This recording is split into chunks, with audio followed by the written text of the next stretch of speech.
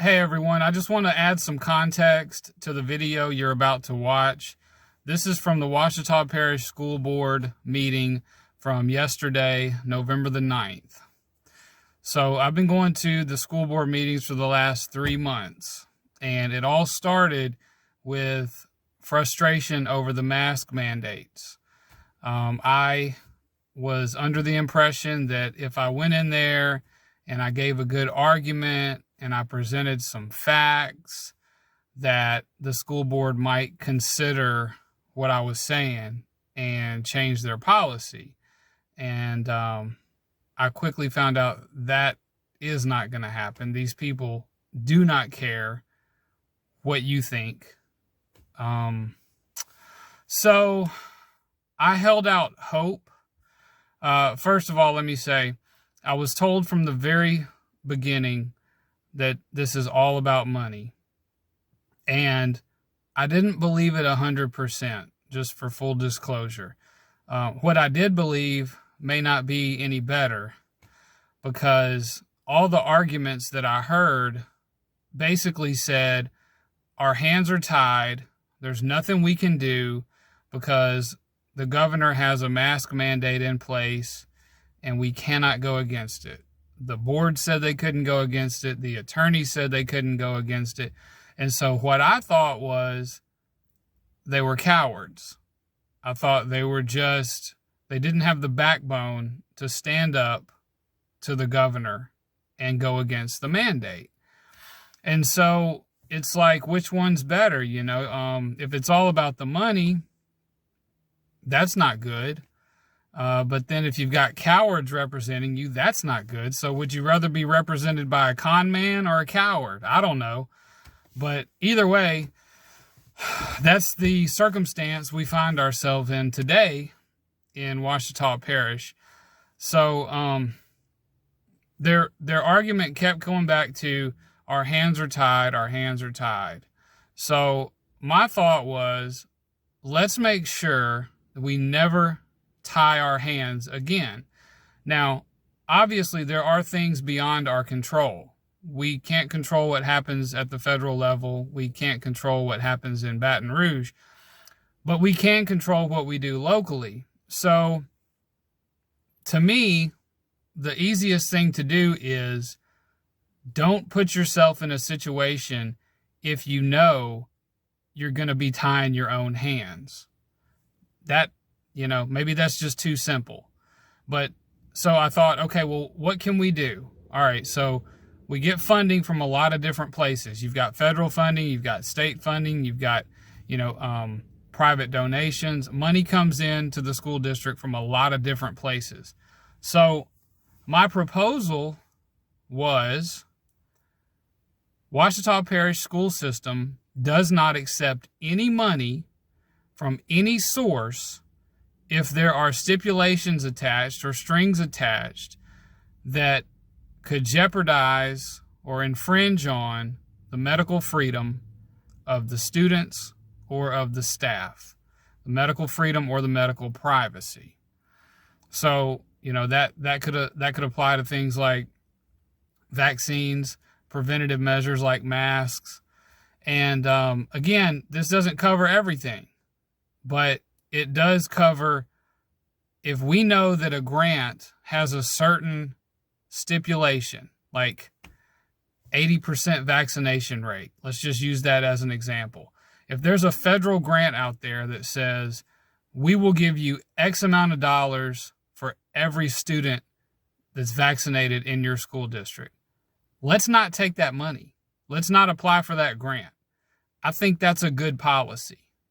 So that's what I was proposing to the board. And I had about half a dozen parents come up and say that they supported it. And then, they had some things to say too. But when it was over, the board didn't even make a motion. They didn't even vote. There was no vote. Nobody had to say yes or no, because nobody even made a motion to vote on the item. So it just died. So the people, it is about the money. So I'll say that. now I'm 100% convinced it is all about the money. They sold your kids out for $3,800. That's what it comes down to. If you do the math, there's about 19,000 kids in Ouachita Parish School District. They got $74 million. You do the math, that's about $3,800 per kid. So if you have kids who are having issues or have had issues, anything between last year and 2024, any problems related to vaccination or masking or having to do virtual school or having to do this stupid quarantine because they were 6 feet from somebody who sneezed wrong, any educational issues that your children, grandchildren, nephews, or nieces experience from 2020 to 2024, it was worth $3,800 to the Ouachita Parish school system. And they're getting this money through 2024. And that is why, or that is a major factor in why they did not even want to vote on not accepting money that has strings attached, because they don't know if strings will be attached to this money in 2022, 23, or 24. And they want to make damn sure that they get their slice of the pie. And when I say this, I mean, I don't say it lightly. After my agenda item, they talked about this money. They talked about where this money was going. They've already spent the money. I mean, this money has already been allocated. They got spreadsheets. They got charts. They know who's getting a new HVAC system. They know who's getting a new field for this. I mean, they are like a 12-year-old at Christmas that just opened up a card and $200 bills fell out. I mean, they are giddy over this money. So I am 1,000% convinced that it is all about the money. And I'm actually a little discouraged because I thought the people were just not, I thought they just didn't have the backbone to stand up. And it's not that they don't have the backbone. I think they're just so selfish. And these people that are representing you and me and our children that are supposed to be looking out for our children's best interest are not looking out for our children's best interest. They are looking out for the pocketbooks of the school system so that they can go on spending sprees and buy all this crap that is not needed. Let me also say, this is $74 million on top of their existing budget, which is already huge. So it's not like they need this money to operate. This is extra. This is all extra. So they could say no thank you to this money, or they could say no thank you to any future money if it comes with vaccine requirements, mask requirements, anything like that that has to do with your medical freedom or your freedom to make a medical decision for yourself or for your children. And keep in mind, this isn't just affecting the kids. This is also affecting the staff. So I don't know, y'all. I know it's 8 minutes now into the video, and I didn't intend on rambling this long. It's just very, very frustrating. So I'll go ahead and let you watch the video. Again, what you're seeing is me propose, hey, if money has strings attached, let's not take it. And I thought that would be an easy win for the school board, but they didn't want to have anything to do with it. So here's the video. Down to item number 5, a request to address the board for suggested funding acceptance policy. Mr. Aaron Hope. Good afternoon, y'all. Thanks for giving me a few minutes to talk to you about this recommendation. And just to be clear, this is a recommendation of a policy. If you all determine that this is something that we would like to move forward with, I think we could have someone much smarter than me write the actual policy. But just to get an idea of the general policy that I have in mind here. So I understand it takes considerable funding to operate a school district, and that funding comes from many different sources. and each source has different stipulations and requirements that have to be met in order to receive that funding. What I'm recommending today is specifically regarding funding that could jeopardize the medical freedom and privacy of school district employees and students. You all should have had a paper on your desk that says something about funding acceptance for Ouachita Parish School District. So this is an example. It says the Ouachita Parish School District will accept no funding or benefit from any agency or individual which comes with any stipulation, mandate, or requirement regarding the medical decisions made by staff members, employees, faculty, students, or the family members of staff members, employees, faculty, or students. Medical decisions include, but are not limited to, preventative measures including masks, shields, immunizations, and vaccinations. It is the intent of this policy to avoid situations where the school district must decide between respecting the medical decisions and privacy of school district employees and students versus enforcing stipulations necessary to receive any type of funding or benefit. So that's it in a nutshell. The overall theme is that all money isn't good money, and that we should be very careful and deliberate when we evaluate the sources and stipulations tied to any money the school district accepts.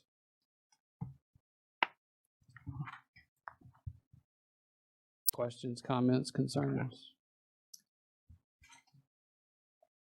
Thank you, Mr. Holt. Do you have any comments from the audience?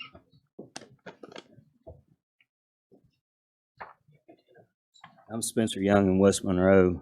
This will all tie together. It might not sound like it. Searle tried for a couple of decades to get aspartame approved. Donald Rumsfeld left Searle and joined Ronald Reagan's cabinet. There he helped appoint a new FDA head who promptly got aspartame approved. Tony Fauci held a paid spot on the Gates Foundation's Decade of the Vaccine Initiative just before we all knew what COVID was. Vaccines have helped fund his fortune. Surely that's not going to influence, his message to us, right? In the early 1900s, the John D. Rockefeller Foundation donated hundreds of millions of dollars to colleges and medical schools. But the catch was they had to utilize the curricula that the Rockefeller and Carnegie Foundations had funded, which demonized any type of natural health care and pushed the use of the chemical industry's new pharmaceuticals, which Rockefeller and Carnegie had previously invested in. History is full of stories like this, and I bring it up because I don't think it's outlandish that it could happen right here in humble West Monroe, Louisiana. When Thomas Jefferson was asked if they were worried about bad people taking over the newly formed government, basically he said, the people are going to be bad, but you have to chain them with bind them with the chains of the Constitution. None of us in this room, given the right circumstances, are good. History is full of folks like us out here getting fed up and trying to take your seat, right? And then winding up just as decadent as the ones they tried to replace. And we've already seen you all chain the kids, the employees of the school system, and even the parents with the CDC protocol regarding masks. And that was tied to, from my understanding, the strings that were attached from the elementary and secondary school emergency relief funds. That's the ESSER money. So my main concern is that when the protocol is not a mask, but it's an injection, and this is coming. If you don't see the writing on the wall, I just don't get it. The thing that bothers me is thinking that you will have obligated yourselves to try to force us to comply with some more crap that we don't agree with and that violates us. So that's why I'm asking you to support Mr. Hoyt's proposal. This is my last word, and I'm done. I mentioned the FDA, aspartame, and Donald Rumsfeld. This monstrosity that we know as the COVID vaccine would literally be in the early stages of the first full human trial of any type of mRNA vaccine if the FDA had not approved it for emergency use last December. I'm going to repeat that. Last December, the FDA approved this as an emergency use product, it would still be in the first full human trial of any vaccine of its type. And that's what's coming in our near future. So let's take the money away from your decision making in the future. You know? Thank you.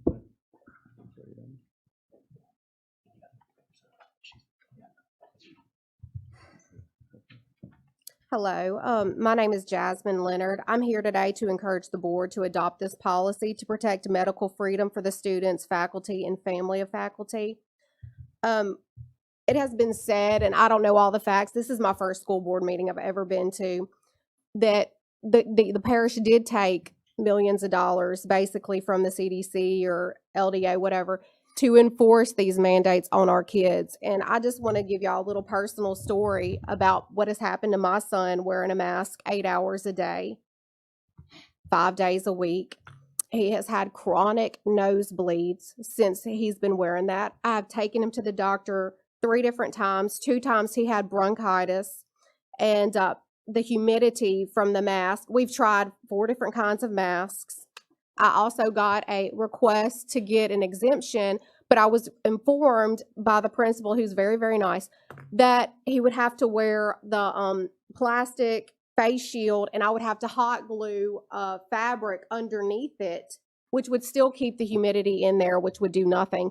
The masks have left, but we know they're coming back. We know that they're putting out millions of doses right now for the children to be vaccinated, that our president has been on TV vowing that every child in the United States is going to be vaccinated. So we know that this crisis is not over just because the masks have been moved out by the governor for a few days or few weeks. It is going to be voted back in. And I'm asking you as a parent, as a taxpayer, to please try to have a special meeting and discuss like what options y'all could implement instead of that. And even with the COVID quarantining right now, one of my friends, her son's been quarantined 3 times. He's in 2nd grade. She's a single mom. She doesn't have family that lives in Louisiana, like parents she can call to take her kids while she's at work. And if she doesn't work, she doesn't get paid.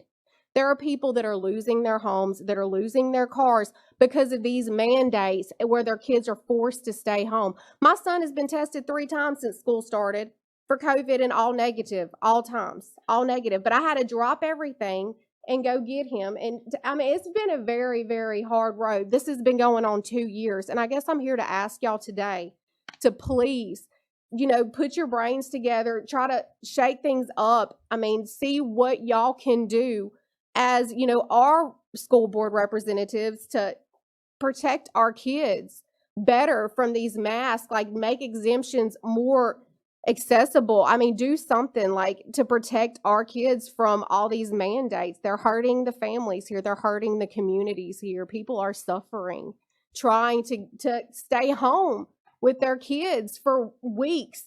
And even yesterday, I was informed by my son that he was asked, he's a junior in high school, he was asked to continue wearing his mask through, you want to go? You want to donate? I was going to speak, but I'm going to donate my time to Jasmine. Thank you.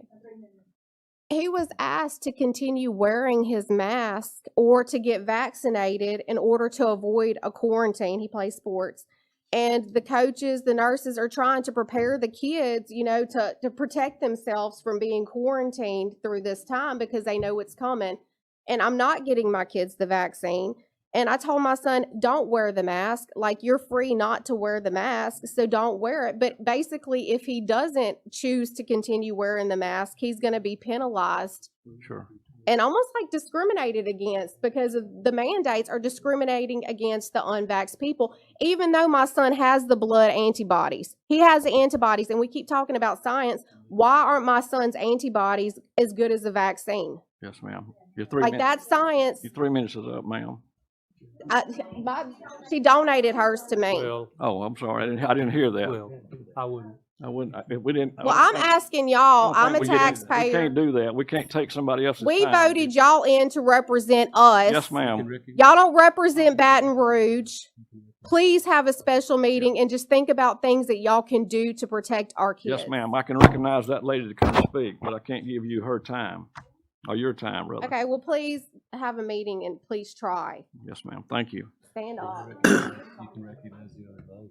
Oh, yeah. Oh, yes. I never had that done. Hey guys, how y'all doing? I had no idea about this policy, like no idea, but I absolutely 100% support this.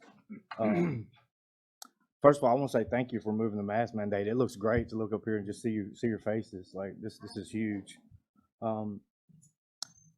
That was a huge positive move forward. See, misinformation seems a word that's loosely thrown around today when something doesn't align up with what's being pressed upon us. It's being dismissed as misinformation. And in today's culture, we're being told what to think instead of being able to think for ourselves.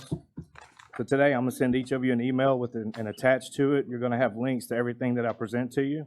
Because last time after I spoke, somebody come up and said there's a lot of misinformation. And I wanna be clear that everything I bring to you is facts. Bill Wilson's on the Monroe City School Board, and he's done exactly that. He began researching what was taking place in and around the schools, and he took an unbiased approach to the information that we're being fed as citizens of a free world. And he realized it just didn't add up. As soon as the Biden administration's attorney general stated that he was going to send the FBI to the school board meetings, Bill set things in motion to lead the National School Board Association.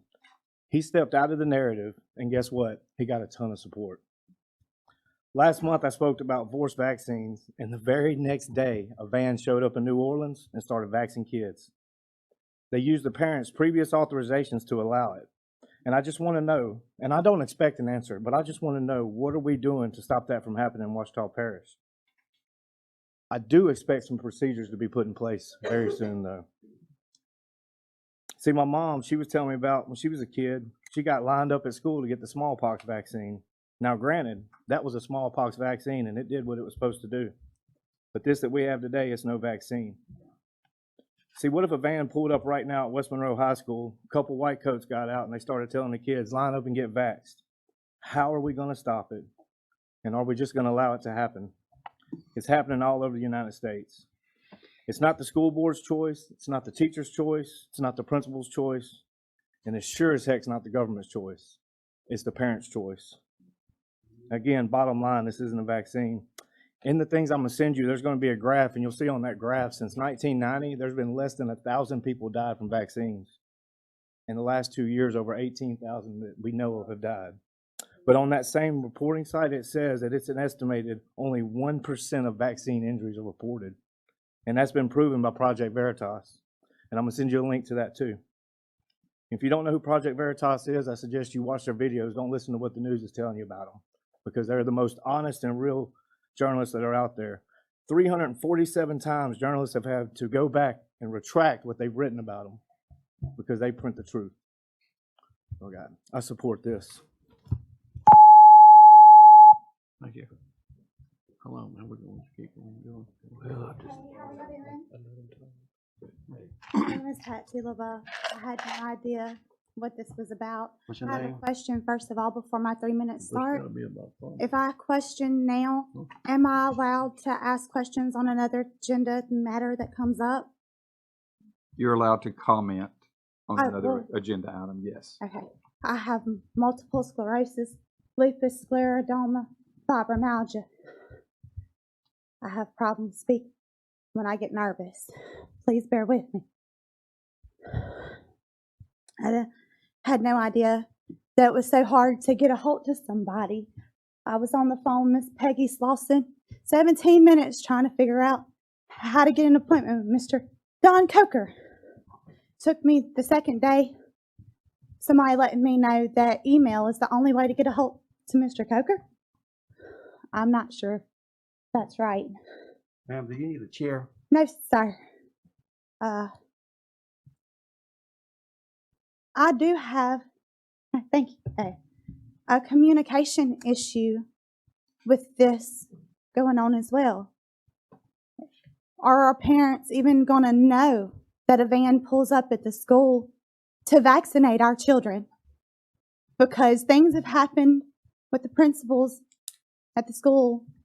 I have my children in there without me even knowing until afterwards, and then they call me on the phone to let me know this coincidence happened. that's my issue why I'm here today, is we have a complete miscommunication between our principals and our parents, our staff at our schools and our parents. Because my children got kicked off the bus, all 4 of my children instead of just 1. And only 1 principal called me, not even the director of transportation. The 1 principal let me know that what had happened, that a state trooper would be getting a hold to me. And that's pretty much all he wanted to know, or all he would let me know. And then whenever I got a hold to, I appreciate that. I'd be too weak to open it. Whenever I got a hold to Mr. Skeeter Boyd, he pretty much laughed me off and told me he didn't have to talk to me anymore. I appreciate that. And I'm here because I have questions, because my children need after-school tutoring. And now they can't even get on a different bus for after-school tutoring. And then what about for he didn't even answer me about their after-school activities for their school trips to their field trips. Sorry, words evade me. It's very irritating. Didn't even want to talk to me. Are we even going to have the communication to even know something is happening? Thank you, ma'am. Thank you very much. Yes, ma'am. Ma'am. I'm gonna reach out to her later about that. Yes. Thank you, Doc. Hey everybody, how are y'all? Can y'all hear me? Can you hear me? Okay. So as you all know, my name is Roxy Johnston, and unlike the last meeting, I did come today prepared to speak in order to urge Scotty Wagner, Cherie May, Tommy Como, Jerry Hicks, Harold McCoy, Greg Mangley, and DeBoe Graves to adopt the funding acceptance policy Aaron Hoyle just presented, so that Diane Coker and the future superintendent of Ouachita Parish School Board will acknowledge, implement, and honor the adoption of this policy going forward. I have witnessed different hardships that our community has suffered and continue to suffer today due to policies that are being followed.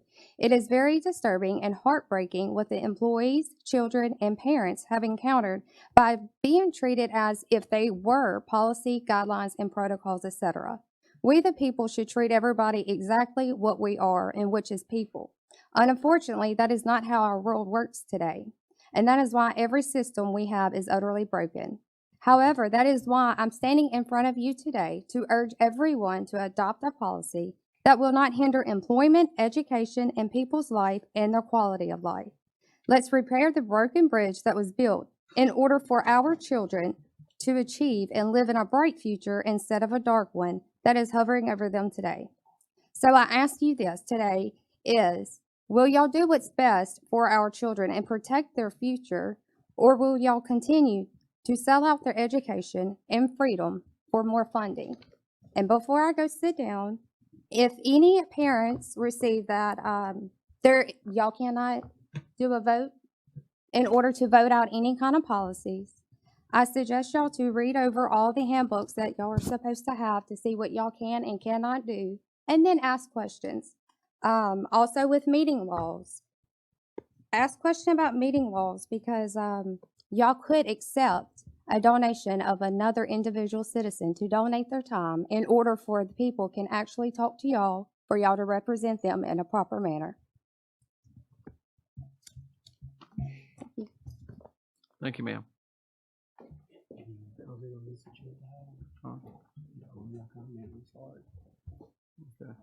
Hi, my name is Veronica Danforth. I'm here to encourage the board to adopt this recommendation that Aaron Hoyle said has read to you guys, to protect medical freedom for students, faculty, and family of faculty. By accepting this funding, you are infringing on our rights. Please adopt this recommendation. I pay taxes. I pay lots and lots of taxes for my child to go to school where I don't have to put him in a private school, for him to come home crying about masks every day. I don't want him to have some sort of jab put inside him that could possibly keep him from being able to walk, keeping his brain fogged up. I mean, I would prefer him to actually get COVID than to go through that. And that's all I have to say. Thank you, ma'am. Any other comment? Got one more. I mean, we're gonna let it just a minute, won't you? Good afternoon, gentlemen, ma'am. My name is Lance Weatherby. I'm here to encourage this board to adopt this common sense policy. This policy will protect medical freedom for students, faculty, and family of faculty. By accepting this funding, you are infringing on our rights. So please adopt this policy.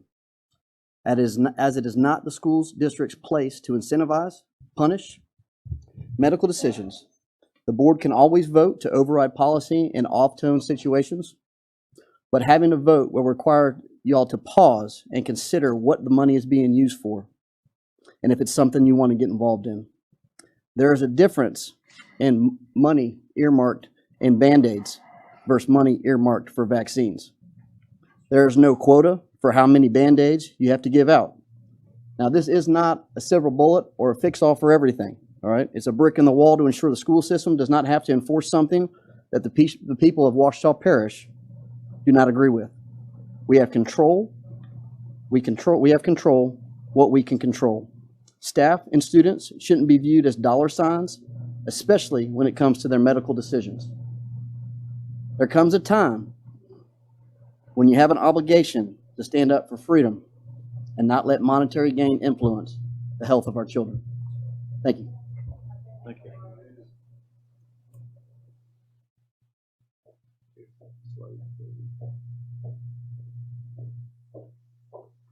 Hello, I apologize for my little one being up here, but my name is Melissa McKinney. I am. Get a little closer to the mic. Can you hear me now? I'm an RN. I work at a hospital around here. I work in the cath lab, ER, and ICU. COVID has been my primary.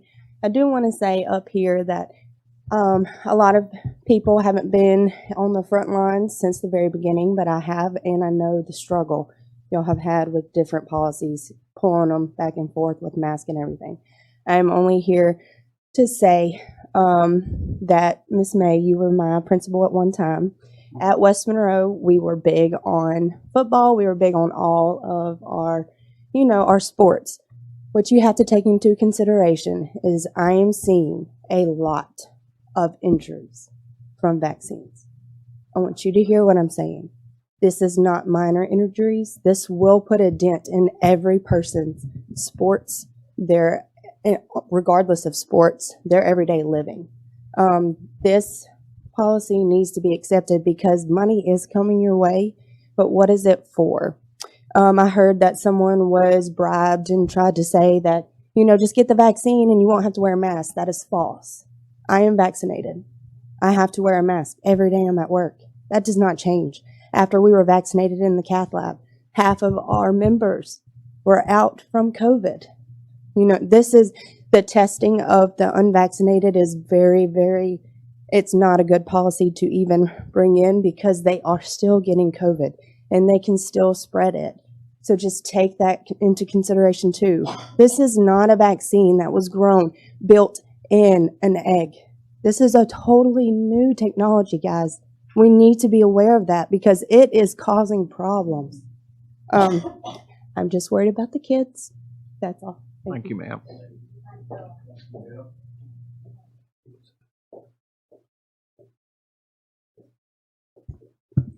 Afternoon, y'all. I come today in support of the funding acceptance recommendation presented to the board by Mr. Hoyle.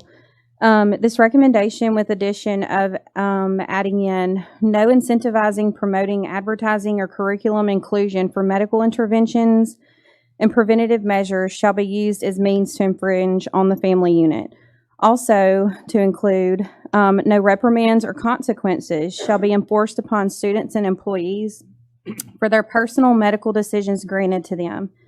By adopting this recommendation, or at least the consideration of this recommendation and these additions, you will begin to regain trust with your students, your employees, the parents and taxpayers, and the citizens of Ouachita Parish. The recommendation presented to the board today will protect the board of the liabilities you all have taken on by your current policies and enforcements.